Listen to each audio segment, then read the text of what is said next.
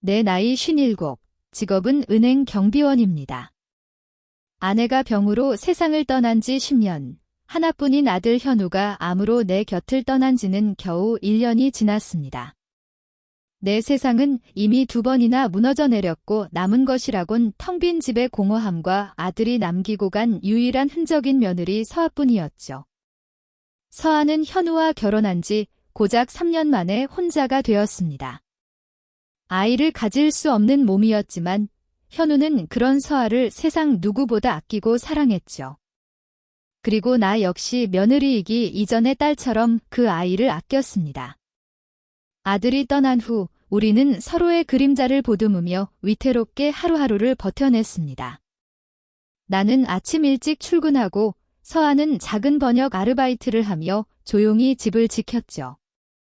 우리는 많은 대화를 나누진 않았지만 같은 슬픔을 공유한 사람들만이 가질 수 있는 침묵의 유대감으로 연결되어 있었습니다.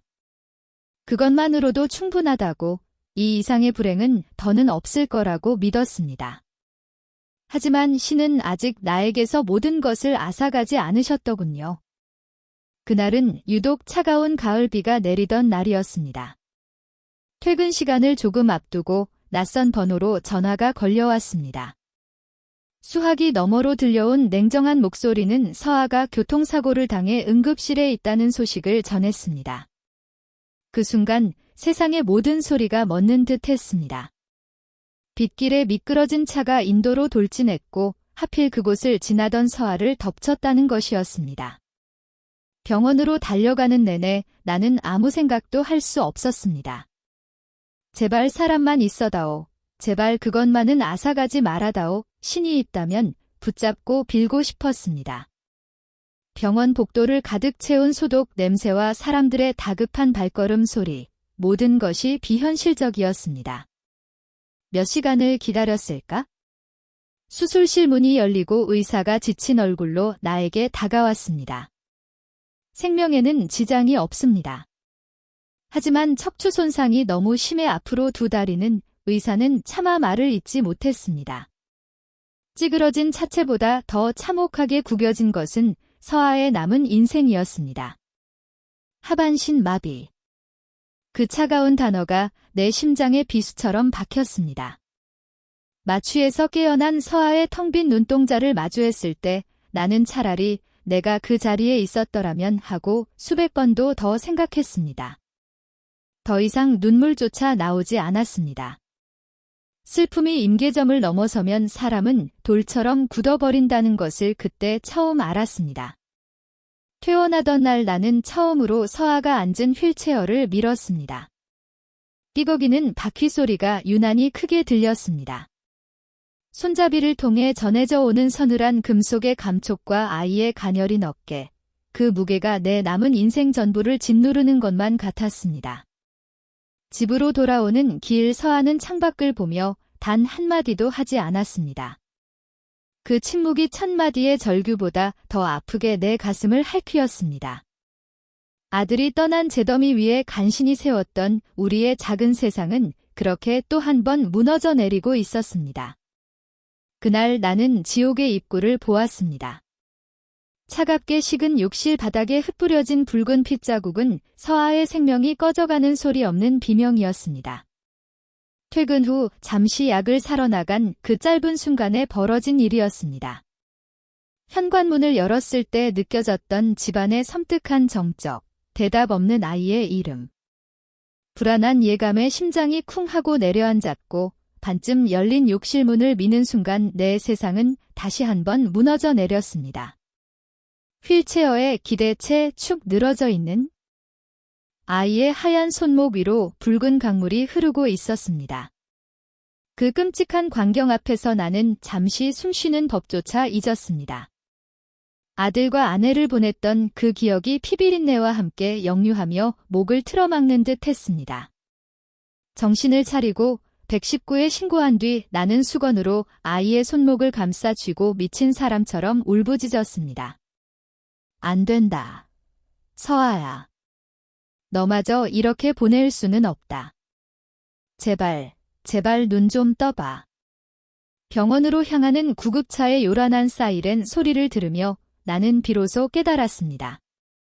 우리의 일상이 이미 벼랑 끝에 위태롭게 서 있었다는 것을.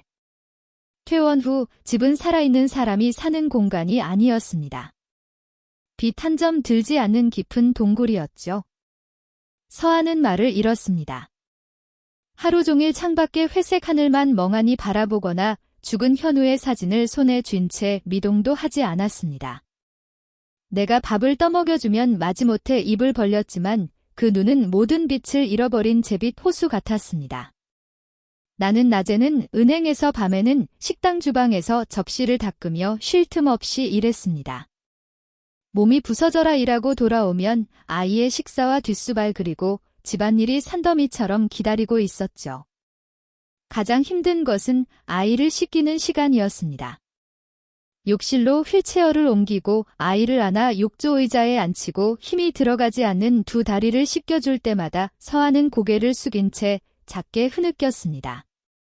그 수치심과 절망이 뒤섞인 울음소리를 들을 때마다 내 심장은 칼로 도려내는 듯 아팠습니다. 아버님, 제가 짐이죠. 차라리 그때 죽었어야 했는데. 아이는 입버릇처럼 말했고 나는 아무 대답도 할 수 없었습니다. 그저 묵묵히 아이의 몸을 닦아주는 것 말고는 내가 할 수 있는 일이 아무것도 없었으니까요. 그날 사건 이후 다행히 서하는 목숨을 건졌습니다. 며칠간의 입원 끝에 집으로 돌아왔지만 우리의 사이에는 이전보다 더 무겁고 서먹한 침묵이 흐를 뿐이었습니다. 나는 아이가 또다시 나쁜 마음을 먹을까 봐 일터에 나가서도 잠시도 마음을 놓을 수가 없었습니다. 그러던 어느 날 밤 붕대를 감은 아이의 손을 가만히 내려다보던 나는 더 이상 이렇게는 안 되겠다고 결심했습니다. 나는 서하의 휠체어 앞에 조용히 무릎을 꿇고 앉아 아이의 차가운 손을 두 손으로 감싸 쥐었습니다. 서하야. 내 목소리는 형편없이 떨리고 있었습니다. 내가 없으면 나도 살아갈 이유가 없단다. 아이는 여전히 아무 말이 없었습니다. 나는 터져나오는 울음을 삼키며 말을 이었습니다. 내가 내 짐이라고 생각하지 마라. 제발. 너는 내 짐이 아니라 내가 이 지옥 같은 세상에서 버텨내야 하는 유일한 이유야. 그러니 제발 나를 위해서라도 살아다오. 응? 진심이었습니다. 아내도 아들도 모두 떠나버린 이 세상에서 서하마저 없다면 나는 정말 빈 껍데기만 남게 될 테니까요. 그 순간 아이의 제빛 눈동자에서 투명한 눈물 한 방울이 툭 하고 내 손등 위로 떨어졌습니다. 그것은 내가 사고 이후 처음 보는 아이의 눈물이었습니다. 서하는 소리 내어 울지 않았지만 그 작은 어깨는 가늘게 떨리고 있었습니다. 우리는 한참 동안 그렇게 아무 말 없이 서로의 상처를 어루만지듯 손을 잡고 있었습니다. 그날 밤 우리는 비로소 절망의 가장 밑바닥에서 서로의 손을 마주 잡았습니다. 어두운 화면 위로 서툴게 그려진 죽은 아들 현우의 첫 번째 미소. 그것은 멈춰버렸던 서하의 세상에 아주 작은 균열을 내고 그 틈으로 한 줄기 스며들기 시작한 기적이었습니다. 그날 이후 서하는 더 이상 죽음을 입에 담지 않았습니다. 여전히 말수는 적었지만 아이의 눈동자에는 아주 미미하게나마 삶의 의지가 다시 깃들기 시작했습니다. 하지만 아이는 여전히 자신의 존재가 나에게 짐이 된다는 죄책감에서 벗어나지 못하고 있었습니다. 자신이 할 수 있는 일이 아무것도 없다는 무력감이 보이지 않는 족쇄처럼 아이를 올가매고 있었죠. 그런 서하를 보며 나는 무엇이라도 해야 했습니다. 세상과 단절된 아이에게 아주 작은 창문이라도 열어주어야 했습니다. 그러다 문득 창고 구석에 먼지를 뒤집어 쓴 채 처박혀 있던 낡은 노트북 한 대가 떠올랐습니다. 현우가 대학 시절에 쓰던 것이었죠. 아들의 손때가 묻은 물건이라 참아버리지 못하고 있었는데 어쩌면 이것이 서하에게 새로운 세상을 보여줄 수 있을지도 모른다는 생각이 스쳤습니다.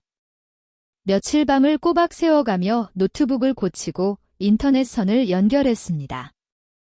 최신 컴퓨터에 비하면 형편없는 구닥다리였지만 작동은 그럭저럭 되었습니다. 어느 주말 오후 나는 노트북을 휠체어 테이블 위에 조심스럽게 올려주며 말했습니다.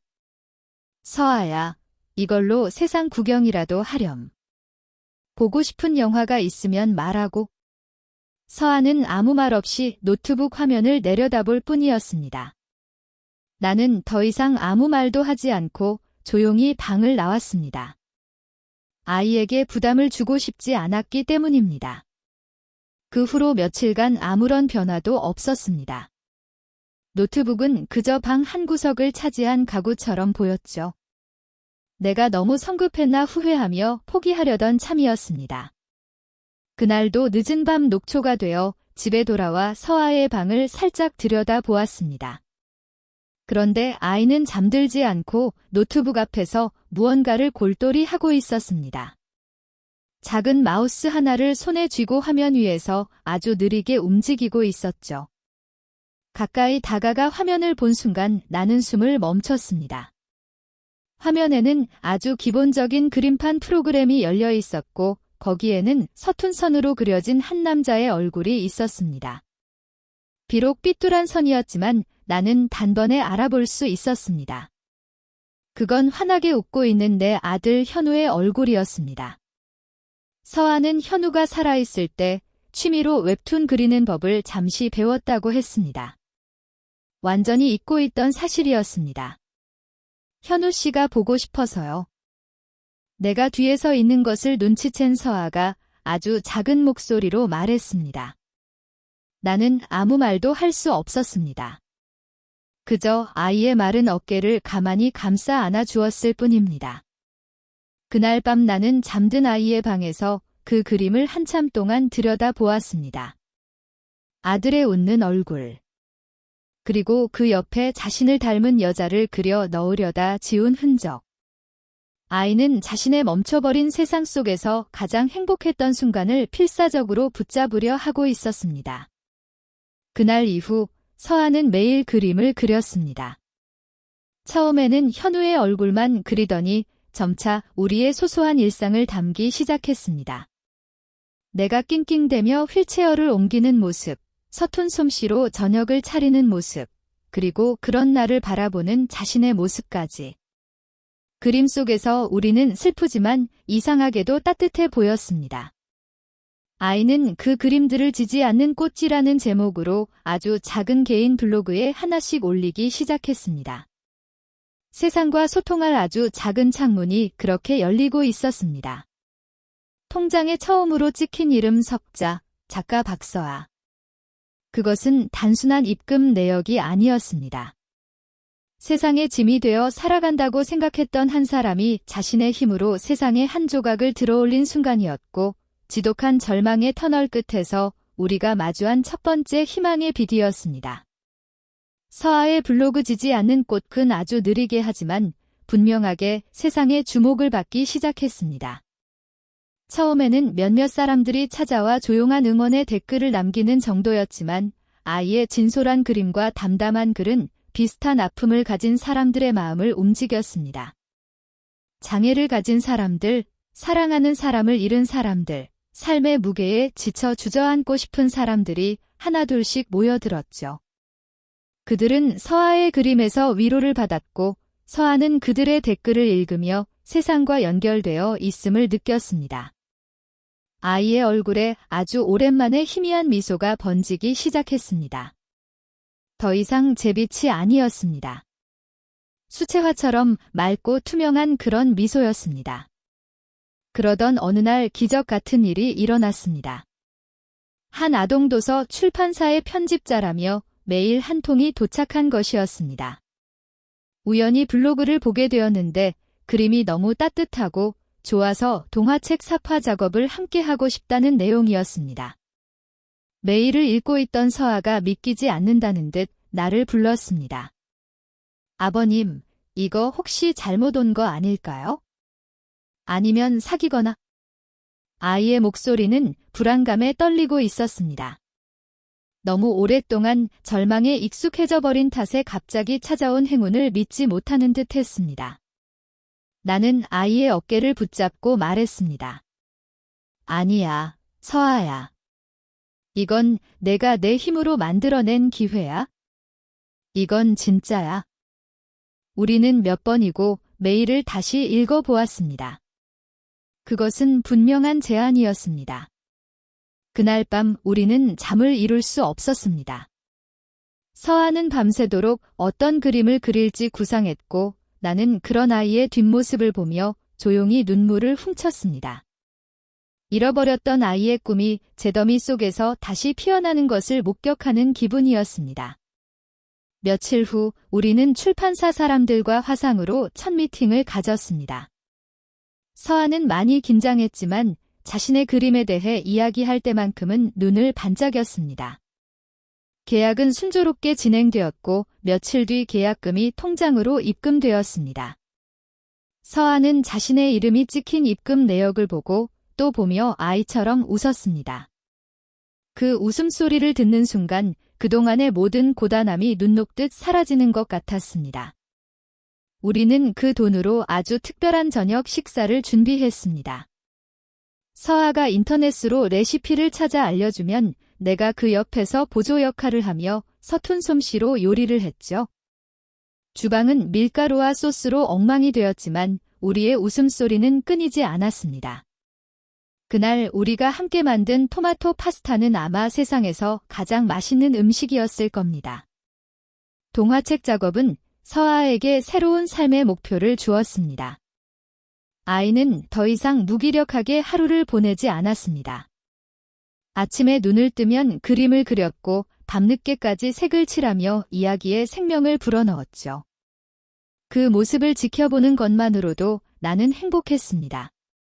아이가 다시 살아갈 이유를 찾았다는 것, 그것만으로도 충분했습니다. 몇 달 후 서아의 첫 번째 그림책이 세상에 나왔습니다. 할아버지의 작은 정원지라는 제목의 책이었습니다. 우리는 서점에 나란히 진열된 책을 보며 한참 동안 그 자리를 떠나지 못했습니다. 책의 작가 소개란에는 휠체어에 앉아 환하게 웃고 있는 서아의 사진과 함께 이런 문구가 적혀 있었습니다. 절망의 흙 속에서도 희망의 꽃은 반드시 피어납니다. 아버님, 저는 이제 더 이상 아버님을 그렇게 부를 수가 없어요. 노을빛으로 붉게 물든 호숫가, 서아의 나지막한 고백이 내 심장에 파문처럼 번졌습니다. 우리는 처음으로 함께 떠난 짧은 여행의 마지막을 그곳에서 보내고 있었습니다. 동화책이 성공을 거두면서 우리의 삶에는 아주 작은 여유라는 것이 생겼습니다. 나는 더 이상 밤늦게까지 접시를 닦지 않아도 되었고 서아는 세상에 빚진 사람처럼 고개를 숙이고 다니지 않게 되었죠. 그래서 용기를 냈습니다. 늘 집과 병원만을 오갔던 아이에게 진짜 세상을 보여주고 싶었습니다. 휠체어를 싣고 운전하는 것이 쉽지는 않았지만 차창 밖으로 스치는 풍경을 보며 감탄하는 서아의 모습을 보니 그런 수고는 아무것도 아니었습니다. 우리는 단풍이 곱게 물든 수목원을 찾아 잘 닦인 산책로를 따라 천천히 걸었습니다. 서아는 수십 년 만에 처음 소풍 나온 아이처럼 보는 것 하나하나에 감탄하며 제잘거렸습니다.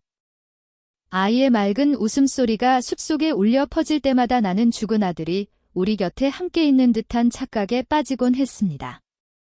현우도 분명 이 모습을 보며 기뻐하고 있을 거라고. 어쩌면 이 모든 것이 아들이 우리에게 남겨준 마지막 선물일지도 모른다고 생각했습니다. 여행의 마지막 목적지는 잔잔한 호수가 있는 작은 공원이었습니다. 우리는 해가 저물어가는 호숫가 벤치에 나란히 앉아 아무 말 없이 붉게 타오르는 하늘을 바라보았습니다. 세상의 모든 소음이 멎은 듯 고요한 시간. 그때 서아가 아주 조심스럽게 입을 열었습니다. 나는 잠자코 아이의 다음 말을 기다렸습니다. 아버님은 제게 그냥 아버님이 아니었어요. 서아는 자신의 무릎 위에 놓인 담요를 매만지며 떨리는 목소리로 말을 이었습니다.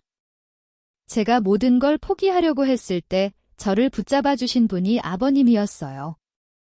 아버님은 제게 아버님이자 오빠이자 때로는 친구였어요. 그리고 아이는 잠시 말을 멈추고 심호흡을 하더니 나를 똑바로 바라보며 말했습니다. 제가 다시 살고 싶다는 생각을 하게 만든 제 인생의 유일한 남자였어요. 그 떨리는 눈물이 맺힌 아이의 눈동자 속에 붉은 노을과 함께 내 얼굴이 비치고 있었습니다. 심장이 쿵 하고 내려앉는 소리가 들렸습니다. 며느리, 딸, 내가 지켜줘야 할 가여운 아이, 그 모든 이름들 뒤에 숨겨져 있던 서아라는 한 여자의 진심이 거대한 파도처럼 나를 덮쳐왔습니다. 나는 주름진 손을 들어 아이의 뺨을 타고 흐르는 눈물을 조심스럽게 닦아 주었습니다.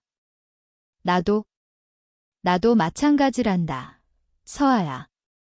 내 목소리 역시 물기에 젖어 있었습니다. 아내와 아들을 모두 잃고 텅 비어버린 껍데기만 남은 내 삶을 내가 다시 채워주었어. 내가 웃는 모습을 보는 것이 지금 내 삶에 남은 가장 큰 기쁨이자 유일한 의미란다. 우리는 서로를 바라보았습니다. 그 눈빛 속에는 연민도 동정도 없었습니다. 시아버지와 며느리라는 사회적인 이름표도 존재하지 않았습니다. 오직 깊은 상처를 가진 두 영혼이 서로의 구원자가 되었음을 확인하는 경건하고도 애틋한 교감만이 흐를 뿐이었습니다. 법적인 관계나 세상의 시선으로는 도저히 설명할 수 없는 그보다 훨씬 더 근원적인 사랑. 우리는 서로의 생명을 구원한 세상에 단 둘뿐인 동반자였습니다. 노을이 완전히 자취를 감추고 어둠이 내린 호숫가에서 우리는 아주 오랫동안 아무 말도 하지 않았습니다. 하지만 그 침묵 속에서 우리는 그 어떤 언어보다도 더 많은 이야기를 나누고 있었습니다. 서로의 이름을 부르는 순간 우리는 비로소 다시 태어났습니다. 지훈 씨 그리고 서아 씨. 그 평범한 호칭이 우리의 입술을 통해 흘러나오는 순간 시아버지와 며느리라는 무거운 굴레는 봄눈처럼 녹아내렸습니다. 우리는 세상에 단 둘뿐인 서로의 이름을 가진 온전한 개인이 되었습니다. 그날의 고백 이후 우리의 관계에는 미묘하지만 아주 큰 변화가 찾아왔습니다. 그것은 마치 오랫동안 닫혀있던 방문을 열고 거실로 함께 나온 것과 같은 변화였습니다. 우리는 더 이상 슬픔을 공유하는 보호자와 피보호자가 아니었습니다.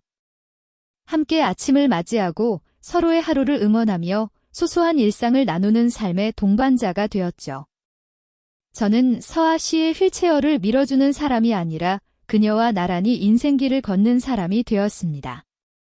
서아 씨 역시 수동적인 보살핌의 대상에서 벗어나 자신의 방법으로 나를 돌보기 시작했습니다. 제가 날씨에 맞지 않는 옷을 입고 나가려 하면 지훈 씨, 오늘 추운데 외투 챙겨요 라며 잔소리를 하기도 하고 제가 피곤한 기색을 보이면 어깨를 주물러 주겠다며 작은 손으로 안마를 해주기도 했습니다. 우리는 함께 장을 보고 함께 저녁 메뉴를 고민하고 새로 나온 영화에 대해 밤늦도록 이야기를 나누었습니다. 때로는 사소한 일로 다투기도 했지만 그마저도 우리가 살아있음을 함께 호흡하고 있음을 느끼게 해주는 소중한 순간들이었습니다. 누군가는 우리의 관계를 이상하게 혹은 불편하게 볼지도 모릅니다. 법적으로 우리는 여전히 시아버지와 며느리이니까요. 하지만 우리는 더 이상 세상의 시선에 우리를 가두지 않기로 했습니다. 우리의 지난 시간이 얼마나 처절했고 서로의 존재가 얼마나 절실했는지는 우리 자신만이 알고 있으니까요. 언젠가 서아 씨가 물었습니다. 지훈 씨, 우리는 어떤 사이일까요? 나는 휠체어에 앉아 책을 읽고 있는 그녀의 머리를 부드럽게 쓰다듬으며 대답했습니다. 글쎄요. 가족이라는 말로는 부족하고 사랑이라는 말로는 다 설명할 수 없는? 그냥 우리가 아닐까요? 서아 씨는 내 말에 처음 만났던 그 시절처럼 환하게 웃었습니다. 이제 저는 은행 경비원 일만 합니다. 서아 씨가 꽤 유명한 작가가 된 덕분에 더 이상 밤늦게 고된 일을 하지 않아도 괜찮아졌습니다. 대신 저는 서아 작가님의 제2로 팬클럽 회장이자 매니저라는 새로운 직함을 얻었죠. 그녀가 그림을 그릴 때 필요한 자료를 찾아주고 스케줄을 관리하고 가장 먼저 그녀의 새로운 작품을 읽는 특권을 누립니다. 얼마 전에는 집 앞 작은 마당에 낮은 화단을 만들었습니다. 휠체어에 앉아서도 꽃을 돌볼 수 있도록 서아 씨의 눈높이에 꼭 맞게 만들었죠. 우리는 함께 모종을 심고 물을 주며 우리의 작은 정원을 가꿉니다. 절망의 흙 속에서도 희망의 꽃은 반드시 피어난다는 그녀의 책 속 문장처럼 말입니다. 지금 이 순간에도 제 옆에는 서아 씨가 있습니다. 창가에 앉아 새로 나올 동화책의 마지막 페이지를 그리고 있죠. 그녀의 태블릿 화면 속에는 노인과 휠체어를 탄 젊은 여자가 서로 마주보며 환하게 웃고 있습니다. 그 그림 아래에는 이런 문장이 쓰여 있습니다. 우리는 서로를 일으켜 씀으로써 비로소 온전한 하나가 되었습니다. 저는 조용히 일어나 따뜻한 차 한 잔을 그녀의 책상 위에 내려놓습니다. 그녀는 그림에서 눈을 떼고 나를 보며 미소 짓습니다. 그 미소 하나면 충분합니다. 세상이 우리의 관계를 뭐라 부르든 어떤 이름표를 붙이든 이제 아무 상관없습니다. 우리는 슬픔의 폐허 위에서 그 누구도 상상하지 못했던 가장 단단하고 아름다운 사랑의 결실을 맺었으니까요. 우리는 서로에게 지지 않는 꽃입니다.